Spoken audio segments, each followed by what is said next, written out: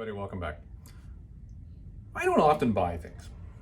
Let's just start with that general statement, because I don't. Most of the time I sit around and I work, and I make money. And I know it doesn't seem that way for those of you who have watched these videos, I don't often order and buy things because, quite frankly put, I'd rather have my money in my pocket. But, from time to time, things will come up where people reach out to me and they'll say, Tennessee fans, do you need this? And I'll look at it and go, yes, I do need that. And if I didn't need it before, I need it now. So we're gonna buy that. So I did that. And I do that from time to time. Well, this last couple weeks have been fairly hectic with the, I need that now. So we have some boxes. So let's take a look-see. There's a fair amount in here. I think we should get into these.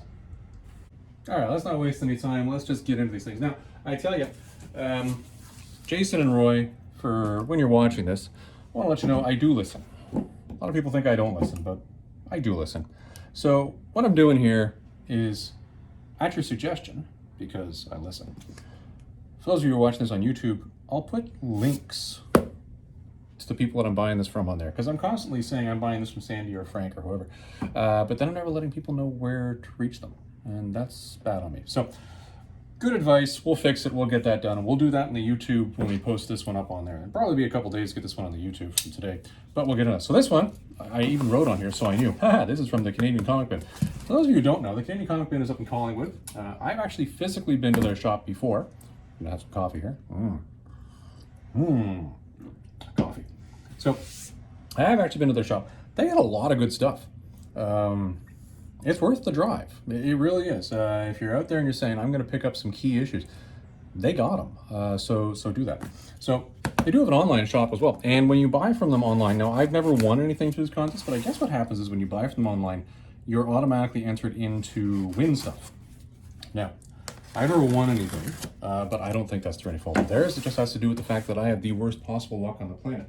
But I do know what's in this box, so I'm walking away for a second here because we are going to need, can I find them?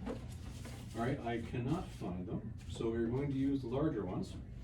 We are going to need some Post-it notes.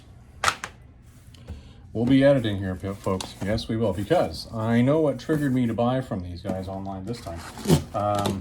They very intelligently put up an ad and said, hey, by the way, we just put all this in stock. And that's something they do very well. For those of you who are wondering, when they do get new stock in and they're putting it up, they'll post on Instagram showing you what it is. So, well packaged. Every time I've ordered something from online, it has been well packaged. So let's get into this here. And then we'll be very careful how we view these. And I'll tell you what triggered me to buy these. Some of you may know this if you've seen my posts on Instagram before, or you've seen me putting things on YouTube before, that I am a fan of Dan Mendoza and I am a fan of his zombie Tramp comics. The reason being, I find them to be phenomenally counterculture, and I think they're great. I appreciate that sense of humor, and I appreciate the fact that, you know, they're doing something that, although it's sort of tongue-in-cheek, yeah, it's not that great as far as, you know, this is what we want our society moving towards.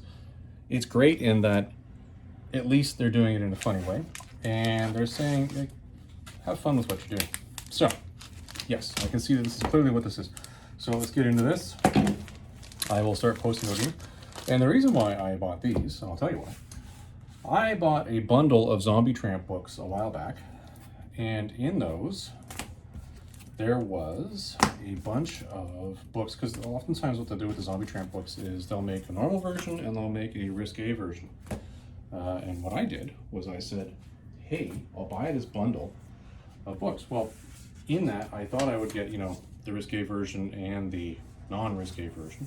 I did not. I would only get one of each of these. So when these guys posted saying, hey, you know what, we've just restocked our shelves or our inventory with this, and they had a whole bunch of the variants, I was like, yeah, I'll get on that. And then because you're ordering from them already, I was shopping through and looking for some keys as well, and I got those. So that's what you're gonna see here, folks. And there's one book in this in particular that I'm quite happy with, because I couldn't find the damn thing looking for quite some time. Yes, I'm off camera. Yes, I'm posting noting, and there's a reason why I'm posting noting for our younger viewers. For our older viewers as well. Maybe you're not age appropriate to see this either. So yeah, think about that. Yeah. Yep. Oh boy. All right, we are making our way through here. We'll get through it. Yep, pretty much the majority of these are the risque versions. Oh no, that one is not, because it was a non-risque. I already have the risque. I already have the risque. Oops. That on there. Already have the non-risque. Oh, this I have the risque version. This I have the risque version. Oh my. I have a lot of these. Yay me. Okay. They are now edited. It's safe. So those of you who are watching this, you might have wanted to skip ahead. So as I said, I did buy some other stuff while I was at it. So Nomad, the Girl Without a World. That was kind of cool. This is Ricky Barnes, I believe, as Nomad. I've been buying a lot of Nomad lately. I've decided that that's something I want to pick up. I enjoyed those. Wonder Man number 16. I am trying to complete a Wonder Man run. So that's why that's there. Aha! Here we go. A classic. Spectre and the Flash. That is a great issue. And this one over here, the second appearance of Metamorpho. Very nice. So now we get into these ones. So Zombie Tramp, Gory Road. I think that's as much as you're going to see on that one. This one is the risque version. I already have the non-risque version. I actually bought it at Toronto Fan Expo from Dan Mendoza directly. Number 49. It's basically just her naked. Let's just put that over there. Number 48, the risque version. She's naked and biting a guy's ear. This one I've actually posted on Instagram before. I have this one. It's a bikini shot. She's in a bikini, but this one obviously she's not wearing a bikini. This one she's stuck in a chimney. I have the risque version of this one. This is the non-risque version. Very cool. Number 46, I have the risque version. Now I have the non-risque version. The best part about this is for all of these where I have either the risque or the non-risque version, I now have the matching one. I have the non-risque, there's the risque. I have the the risque version of this one, sorry. I now have this one, which I think is really cool. I like that cover. Gory Road, she's tied to the front of a car. There you go. And this one, there's a whole group of them, Gory Road, and they're fighting. This is obviously the risque version. Very cool bundle of books there. Quite happy about that, but the one that really made me excited was this bad boy over here. Because Convergent Superman, what's on the back? Yes! The first appearance of John Kent, Superman's son, the new Superboy. He's a baby in this. So I guess this is going to be one of those things that's going to be like the first appearance of Cable. Is it really New Mutants number 89, or is it X-Men number 201? Is it when he's a baby, or isn't it? Franklin Richards, another great argument to be made on that one. Is it annual number 6 from the Fantastic Four, where he's a baby, which, and by the way, he is unnamed in, or is it later on when he's grown up, and I believe it was Days of Future Present or something, one of those crossovers that really brought that up? No, doesn't matter. Anyways, that's what that is. That's the last of those Superman and Superboy issues that I needed. So, let's get on the next one. The Real Comic Night. Sandy, I always buy stuff from him. And he has good stuff. And he does his YouTube live sales, and he does his chain mailboxes. For those of you who are interested, do that. It's a good thing. He does sell you quality stuff. He doesn't fill his mystery boxes with garbage, which I particularly appreciate. I am sure that all the other comic collectors out there would also appreciate that. All right, what do we got? We got the Death of Captain Stacy reprint. I remember reading this as a child, and for some reason, I've lost my copy of this. I don't know why, but yeah, definitely one to read. It's a good read. I bought this as a reader. Turns out at the end of the day that Captain Stacy knew that it was Peter all along. Oh my God, shock. Tomb of Dracula number 54. This is probably the primary reason why I buy from Sandy. Not only is he a great dude, but this is a Bronze Age book, and it is in stellar condition. I thoroughly appreciate that. Number 55. Number 31. This is a run that I'm going to be working on probably in 2022. Batman Year 3, Part 4 of 4. Decided I was going to pick up some DC keys. Call the Conqueror number 1. Call the Conqueror number 2. Something else I'll be working on probably in 2022 or 2023. This I got just because this is a classic cover. I've always liked this cover, but I've never owned it. So there you go. It's a nice Punisher book. Back to Dracula, number 40. Tomb of Dracula, number 41. And Tomb of Dracula, number 48. And finally, now this is really long-term spec. For anybody who wants to play the long con and really play this game, because I know a lot of people have sort of half-jokingly said, ha ha ha, Marvel's gonna, or Disney's gonna buy up the DC rights. These are the old Amalgam comics when Marvel and DC were working together, where they sort of cross-contaminated their characters. I have a whole bunch of these, like a big stack of these, that I got for less than $1 a pop, and I bought them because I thought they were kind of funny. But if you were really playing the long con, and you really thought that Marvel and DC would join at some point in time, these may be something you want to get your hands on. Maybe. I'm just going to throw that out there. I'm not going to say they definitely are. But, you know, go ahead and read into that however you want and do whatever you want with that. So there's that stack. All right, so that's it. Now, the last things we got over here are 2 boxes from Frank. Frank at Canada Comic Books. Look at this. Clearly labeled. Look at that. Even in cursive. My God, just so fancy. So fancy. Oh. Now, Frank reaches out to me from time to time and says, hey, Rob, you got this? And I'm like, Then I go check. And he patiently waits while I check, which I appreciate. And then we do open order, and he sends it on out. And every once in a while he says, well, do you hold it or ship it? Well, you know, I always say ship when I get to a certain point. Off you go, Mr. Box. Now, what do we got here? Old man fingers. So I'm getting through these a little bit faster. You see, this is the value of trying to exercise more with my push-ups with my finger as opposed to the palm of my hands, in that the blasted things are starting to work again. Which is nice. Of course, with this much tape, I don't think any fingers would do the job. You gonna get out of there? No, you're not. I'm literally talking to comic books and bubble wrap at this point in time. So this is when you know old man lunacy is setting in big time. There, I got there. All right. Now these I know I'm not going to need any post-it notes on. Okay, what do we got? Oh yeah, Korak, very nice. I love these old gold key paint covers. They're fantastic. Turok, very nice. We got here, Master of Kung Fu number 17. A run I'm actively working on right now.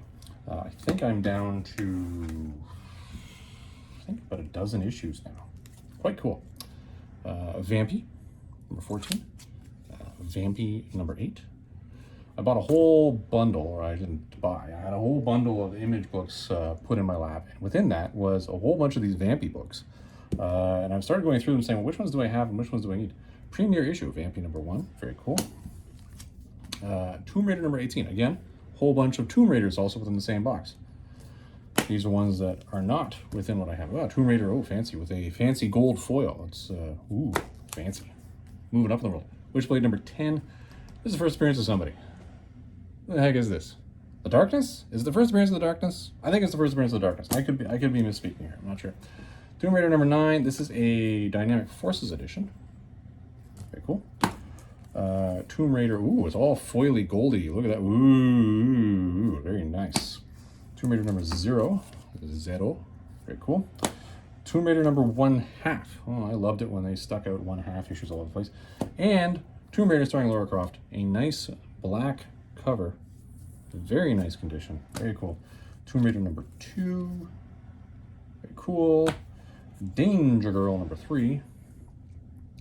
Again, same bundle of books had Danger Girls in there. Tomb Raider Journeys. Very cool. Tomb Raider number 1. There were a lot of covers on Tomb Raider number 1. Another Tomb Raider number 1. Another Tomb Raider number 1. And I like this one. Another Universe.com exclusive. I was about to say, is it another exclusive cover? It is. It's another Tomb Raider number 1. And finally, you guessed it, Tomb Raider number 1. That is a big bundle of books that once I finally get into organizing and processing that long box of image that I have, those are going to start getting put in order. These are quite cool. That's going to finish off or working towards finishing off the run. And the painted covers on these, I don't know why. Nobody really appreciates these characters in the old gold key books. It's funny. Those and Tarzan, I find nobody cares about. And strangely enough, it's hard to get them in a good condition. But when you can find them in a good condition, you should pick them up. I'm not saying it's a great spec. I'm just saying they're really great books. People should be adding those into their collections. All right, second box coming into the trunk. Here we go. Out of the way, box. Okay, old man fingers. Oh, wait. Oh my. This is so taped. Cut. Oh boy. Cut. Ugh. Wow, this is taped. Santa Maria, this is taped. I would even go so that, I would go that far. I would go that far. Here we go. Getting through there. Here we go. Tearing at the bubble wrap. Bubble wrap's out of the way. Bubble wrap gone. All right, what do we got here? Punisher War Journal. Dead Man's Hand. This is the crossover that's going as part of the Nomad collection that I'm running through. Punisher War Journal, Dead Man's Hand again. Part of that Nomad. A nice glossy, foily Fantastic Four. Very cool. That's part of that Fantastic Four little piece that I was trying to pick up between, I believe it was between 350 and 420, where I originally had those Fantastic Four. That's it. Number 358, the die cut circles 4 in there. I already have a copy, but mine was in pretty low condition. This one here, number 347. This is where the two Fantastic Four teams met up. This is where you're getting back into, I believe this is all part of the same timeline, where it's that TVA stuff where they're suddenly starting to appear. People are speccing and buying those up like crazy. Dracula number 59. You can tell I seem to be sticking with the same stuff, right? Dead Man's Hand, once again, going into the Nomad run. Very nice. Elvira, Mistress of the Dark number 2. Very cool. Very cool indeed. The Sword of Red Sonja. I did not have this one.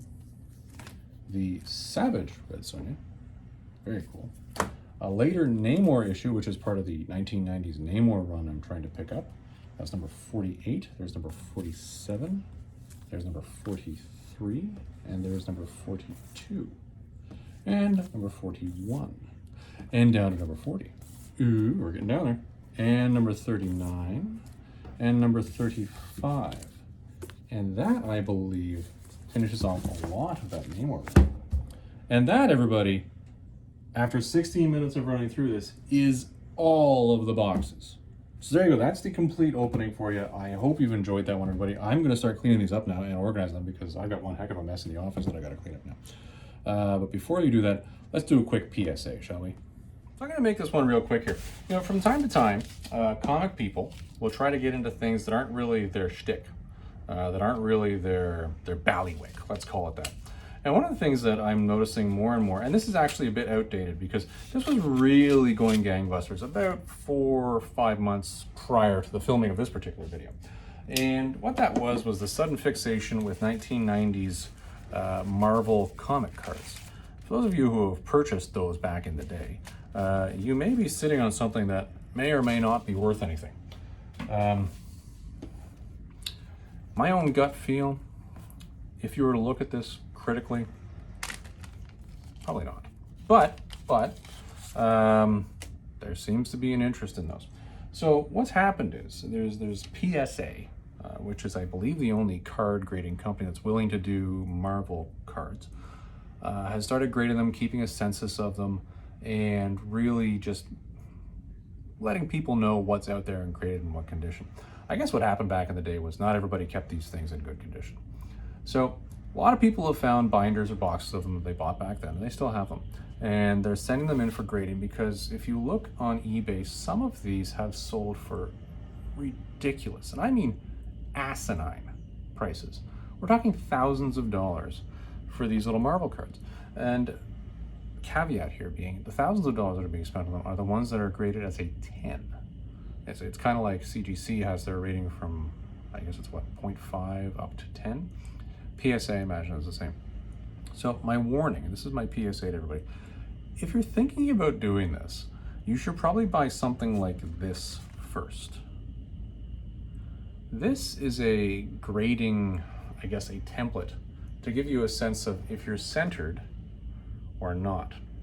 One of the biggest issues that I've seen consistently in people who are recording videos about these cards, or at least they were about 4 months ago, is that they are horrendously famous for being not centered, either top to bottom, side to side, what have you. You can have perfectly sharp corners, but if you don't have that thing centered within the actual cardstock, well, you're not getting that. It's funny, there's a little chart they give you as well that walks through, listen, here's how to use this tool. So those of you who are thinking about getting into this and trying this, I bought this because I have a butt ton of those cards. And quite frankly put, if I can find some that, after I've objectively looked at it through this, would grade at a 10, then I'm gonna send them in. But this was an $8 investment just to pre-screen that. So my warning to people, because I've seen this repeatedly on these videos that I've been watching, is don't eyeball it and send it in. Eyeballing is not exact. These guys are grading and they're doing it based on a standard. The standard is simple. It's either it is or is not centered. This will tell you if you're centered. So go pick one up if you're thinking about doing this. Just eyeballing it and saying, I think we're square, probably isn't gonna do it. You might win a couple times, but you're not gonna win all the time. So when you don't know, invest, take the time and research, and then proceed, if it's warranted. So that's my warning for you guys for today. I have this. I'm going to go through all of mine now. There are thousands of them. So I'm going to be really ruthless and just, yeah, grab. Just to see if there's anything that's worth sending in. So everybody, I hope you've enjoyed the overall video. I hope if you're going to do this, you go pick one of these up. You can find them on eBay. And we'll talk to you in the next video. Have a good one.